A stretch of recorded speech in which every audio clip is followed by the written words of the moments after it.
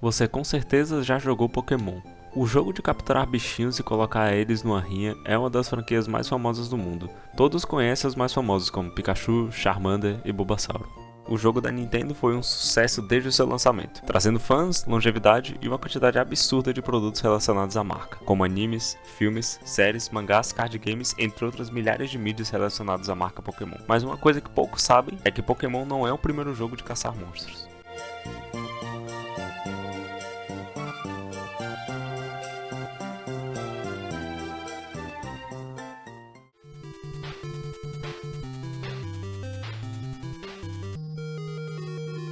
Em 1987, a até então desconhecida Atlus lançava uma adaptação de uma novel de mesmo nome, chamada Digital Devil Story Megami Tensei.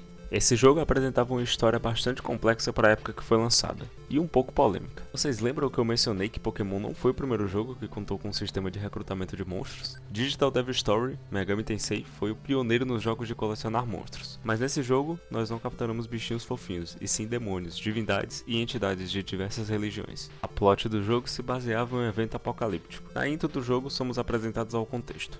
Akemi Nakajima, um gênio da programação, inventou o Devil Summoning Program, mas após ganhar corpos físicos, os demônios Loki e Seth atacaram Summoner. Ele foi salvo por uma misteriosa aluna transferida, Yumiko Shirazaki. Nakajima e a mágica Yumiko uniram força e repeliram os demônios. No entanto, os demônios não se renderam. Lúcifer, um anjo que foi banido para o inferno, está planejando conquistar o mundo dos humanos. Um palácio demoníaco apareceu em Azuka, onde o túmulo da deusa Izanami repousa sob o monte Shirazagi. A poderosa Izanami foi capturada por Lúcifer, e sua câmara selada dentro do palácio. Para salvar Izanami, é necessário derrotar Loki, Seth e o próprio Lúcifer. Nakajima e Yumiko atravessam a entrada do palácio, mas será que eles conseguirão retornar à superfície? Como você pode ver, a plot do jogo conta com anjos e demônios. Os eventos se passam após a novel original e sua sequência, chamada Digital Devil Story Megami Tensei 2. A plot do jogo se inicia com Lúcifer sequestrando Izanami e a colocando em um labirinto gigantesco no Monte Shirazagi, também revivendo os demônios Loki e Seth para servi-los. Akemi Nakajima, equipado com o Demon Summoning Program, e Yumiko Shirazaki têm a missão então de entrar no labirinto, resgatar Izanami e derrotar Lúcifer. O jogo, na época que foi lançado, foi bastante aclamado, tanto por sua gameplay quanto por sua história. O jogo contava com uma dungeon em 3D nos limites do Famicom. Megami Tensei foi um sucesso nas terras orientais, o que garantiu uma sequência chamada Megami Tensei 2. Mas foi somente em 1992 que a franquia teve seu nome trocado para Shin Megami Tensei, com o lançamento de título do mesmo nome para o Famicom.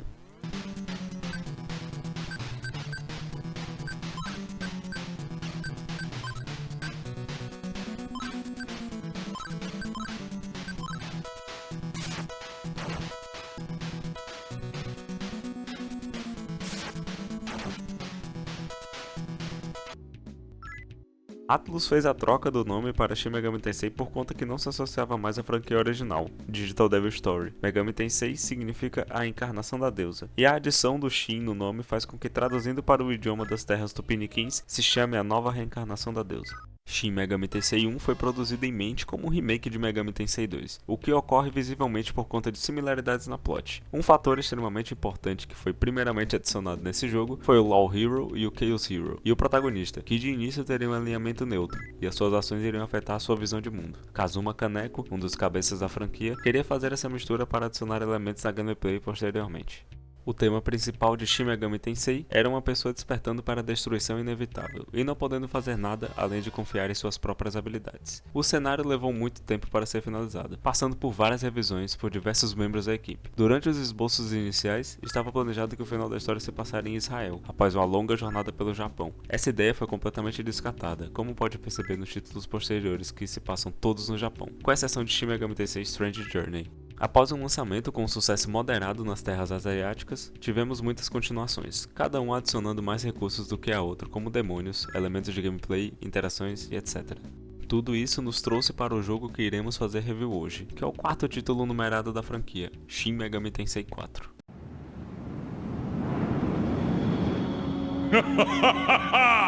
He has spoken!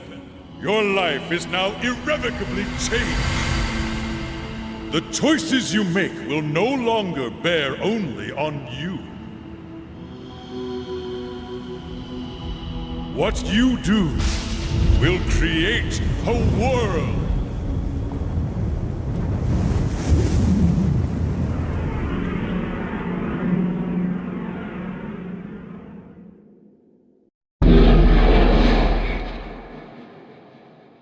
Shin Megami Tensei 4 foi revelado pela primeira vez pela Atlus em 29 de maio de 2012, na revista japonesa de games Famitsu, juntamente com o anúncio de que um primeiro trailer do jogo seria incluído em todas as versões de Devil Summoner Soul Hackers para o 3DS, outro jogão que pretendo fazer review se um dia eu conseguir terminar ele. O jogo foi desenvolvido pela equipe interna da Atlus, Team Maniacs, e dirigido por Kazuyuki Yamai, que anteriormente trabalhou na edição Maniacs de Shin Megami Tensei 3 Nocturne e nos jogos Devil Summoner Haido Kuzunoha. Pela primeira vez na série, os designs de personagens e demônios não foram feitos por Kazuma Kaneko, que em vez disso forneceu conceitos para a história. Em vez disso, Masayuki Doi desenhou os personagens, enquanto vários artistas relacionados ao meu tokusatsu foram responsáveis pelos demônios. A música foi composta por Ryu Tokozuka, que também trabalhou na abertura da versão para 3DS de Devil Summoner Soul Hackers.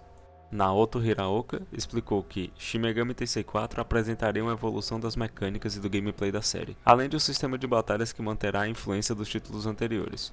Assim, Ishida observou que a sensação de vagar e sobreviver em um mundo caótico foi extremamente aprimorada, e o mundo é descrito como ainda mais desolado do que antes. Além disso, o jogo inclui aproximadamente 400 demônios, o maior número de toda a série. No começo do jogo, somos apresentados ao nosso protagonista, que o nome você escolhe, mas canonicamente o nome é Flynn. State your name.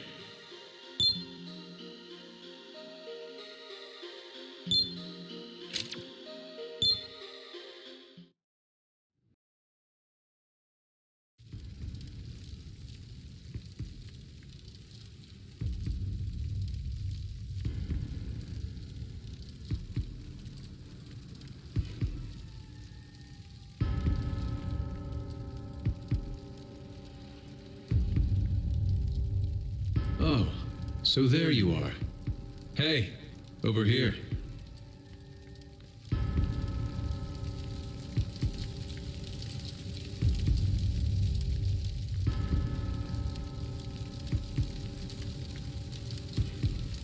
You finally made it. Now I can take shape too.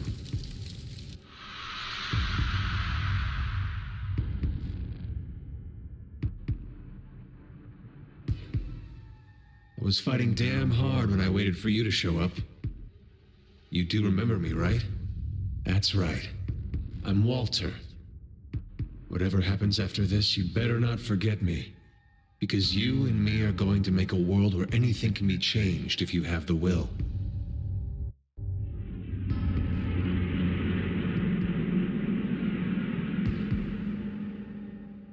Flynn é selecionado para se tornar um samurai. Já Isakar não. Antes de continuar falando sobre a plot, caso vocês tenham percebido, não faz muito sentido. Um reino claramente medieval usando tecnologia extremamente avançada. A estética do jogo misturar um feudo com tecnologia, na minha opinião, é um dos ótimos pontos desse jogo. Assim que Flynn recebe a luva, nos é apresentada a nossa própria Cortana. O que isso significa? Nos é apresentada Burroughs, nosso guia de navegação em missões do jogo. Ela é quem nos dá orientações sobre quais caminhos tomar e acompanhar as quests que pegamos dos NPCs. Logo em seguida, somos introduzidos ao tutorial de batalha do jogo. Now, young man, touch the gauntlet.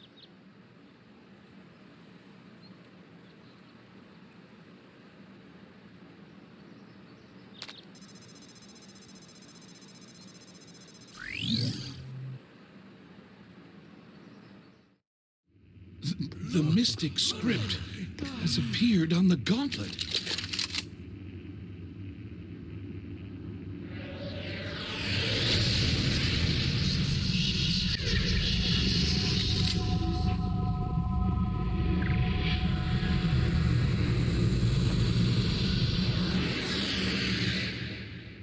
The gauntlet has accepted this man as its owner.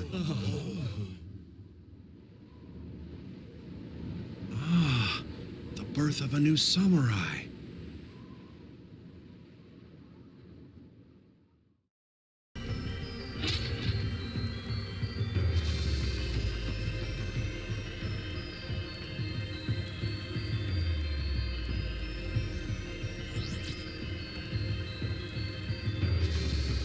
Hello, human.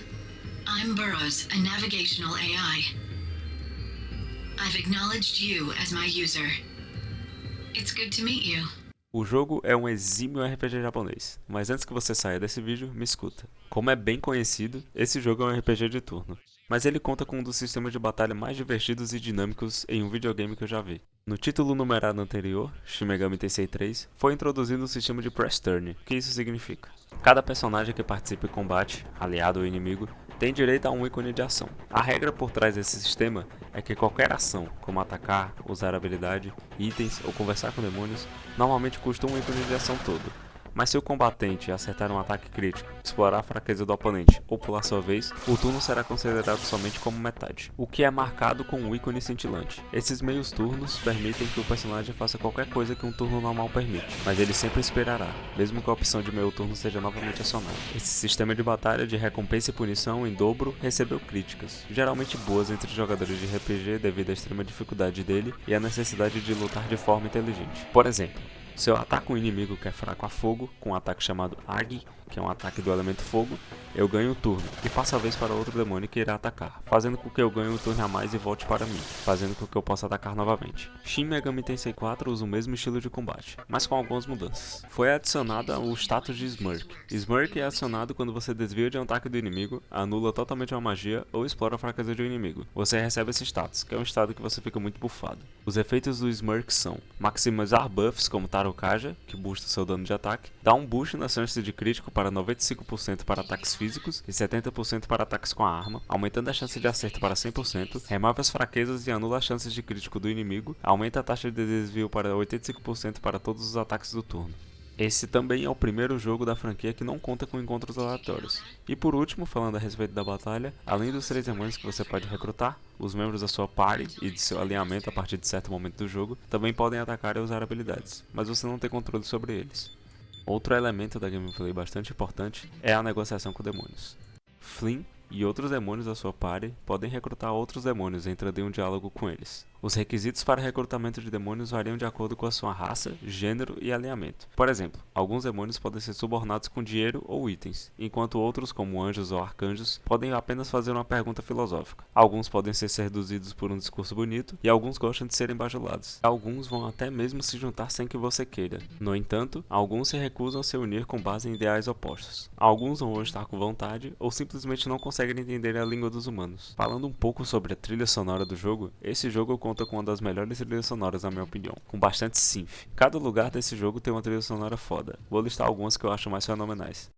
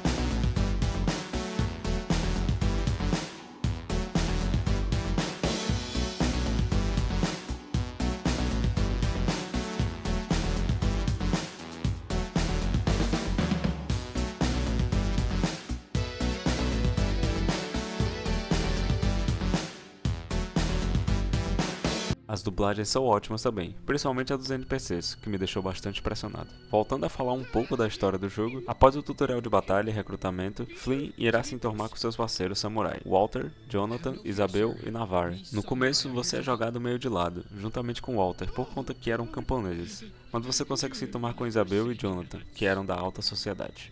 Enquanto isso, livros são distribuídos para pessoas ao redor de Mikado, e há rumores que alguns cidadãos de Mikado estão realizando rituais para invocar demônios na floresta de Kichijoji. Uma noite, a floresta pega fogo, e enquanto resgatam sobreviventes, os samurai encontram Izakar, se transformando em um demônio após ter percebido a diferença social no sistema de Mikado após ler os livros. So, you rushed to save your hometown in crisis. You've certainly risen to greatness, haven't you? You, who couldn't even bait a fishhook. I, on the contrary, will forever be a casualty in a remote village. Though it must be said, I'm not who I once was either. The Black Samurai's books have opened my eyes. Who is this Black Samurai? Unfortunately, the Eastern Kingdom of Mikado belongs to the Luxurer Toads. They establish practices convenient for themselves, while starving us of any knowledge or learning. They use our innocence to drive us hard to work. But we don't need the Luxurers, no. After all, it's our back-breaking labor that turns society's wheel. Sorry to interrupt the conversation, but I'm detecting a demon extremely close by. Watch out. No. I'm telling you this because you're you. Now that I've seen the light, I've embraced the demonic. Somada à sua decepção por não ter passado no Gauntlet Right, Flynn e os samurais são forçados a lutar contra ele, até que ele morra. Logo em seguida, descobre que o Black Samurai, que usa uma demônica do jogo Shin Megami Tensei Strange Journey, título anterior da franquia, era a pessoa que estava distribuindo os livros e estava transformando as pessoas em demônios. Então, Hugo, Gabi e o monastério designam os samurais a tarefa de capturar o Black Samurai, acreditando que ele escapou através de Narako. Os samurais atravessam Narako e, meu Deus do céu, como a discrepância de dificuldade desse jogo é absurda. Narako é de longe a dungeon mais difícil desse jogo. No final você tem que enfrentar o que eu acredito ser um dos boss mais difíceis da franquia, o Minotauro.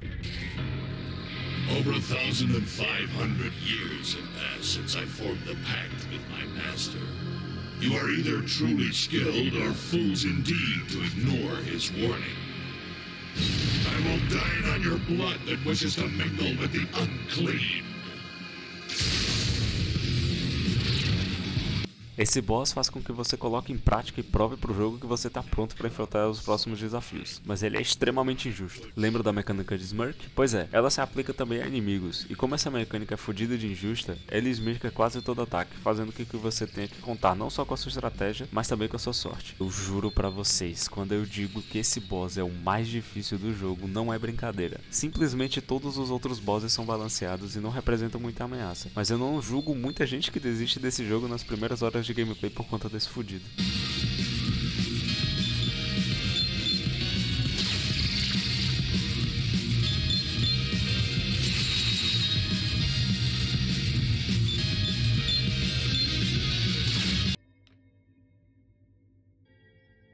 Logo após derrotar o desgraçado, você continua a descer em Narako e mais que porra é essa?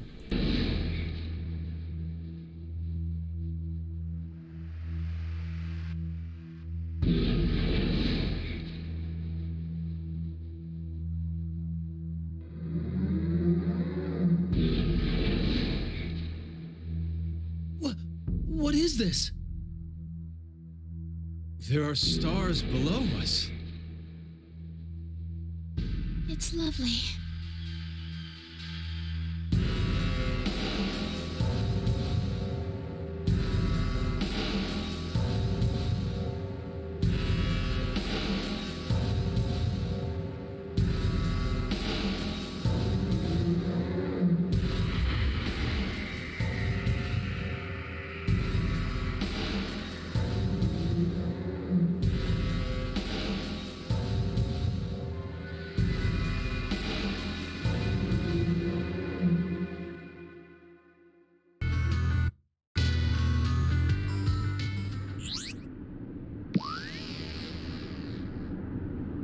Logo após você descer Narako, você descobre que o reino de Mikado está acima de Tóquio, e Tóquio vive uma noite eterna por conta disso. O povo de Tóquio é referenciado como The Unclean Ones, ou Os Impuros. Assim que pisamos em Tóquio, conseguimos uma pista sobre o Black Samurai, que o mesmo escapou para Ikebukuro. Também somos apresentados as duas facções que dominam Tóquio pós-apocalíptica. Os Ashurakai, um grupo estilo Yakuza, liderado por Tayama, que tenta coexistir com os demônios, fazendo eles consumirem uma pílula vermelha em vez de matar os humanos. No decorrer do jogo, nos é revelado que a chave para a coexistência deles com demônios é por conta que eles usam humanos que não são afiliados aos Ashurakai para criarem as pílulas vermelhas, uma substância extraída do cérebro das pessoas que serve de alimento para os demônios.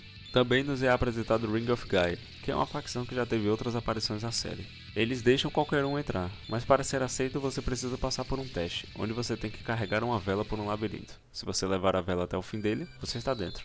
A plot do jogo se desenvolve a partir da caça do Black Samurai. Com um foco na exploração das dungeons na cidade de Tóquio, o jogo é bastante diverso quanto a isso, contando com o melhor design da franquia de dungeons. Após encontrarmos o Black Samurai, ele se revela o demônio Lilith. Após verificar o que Taiyama estava fazendo, os samurais voltam para o reino de Mikado para encontrar com Gabi. Então Gabi se revela o anjo Gabriel, e os 3 outros homens que ela pediu para que os samurais resgatassem se revelam como os outros arcanjos. E é aí que temos uma explicação para a cidade de Tóquio estar desse jeito.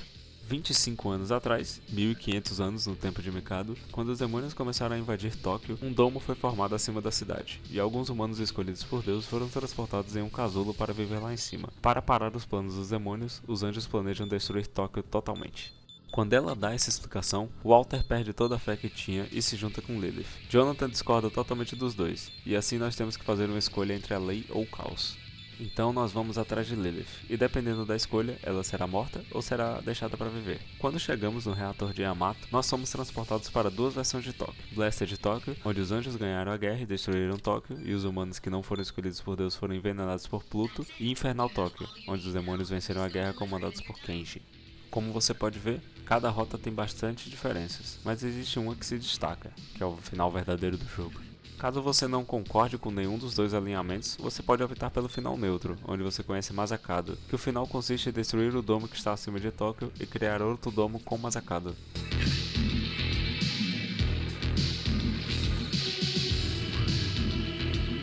Sou um pouco suspeito para falar, pois Shin Megami Tensei 4 é meu jogo preferido de todos os tempos. A história é bastante complexa, a gameplay é divertida e os mapas são fenomenais. A nota que eu dou para o jogo é 9,5 de 10. Realmente ele ser um JRPG afasta muita gente, e a sua dificuldade é elevada por ser o Shin Megami Tensei também. Mas garanto que uma vez que você consegue passar do tutorial, a gameplay é extremamente recompensadora. Foi meu ponto inicial na franquia Shin Megami Tensei e recomendo fortemente, para quem tiver a oportunidade de jogar no 3DS ou no emulador mesmo.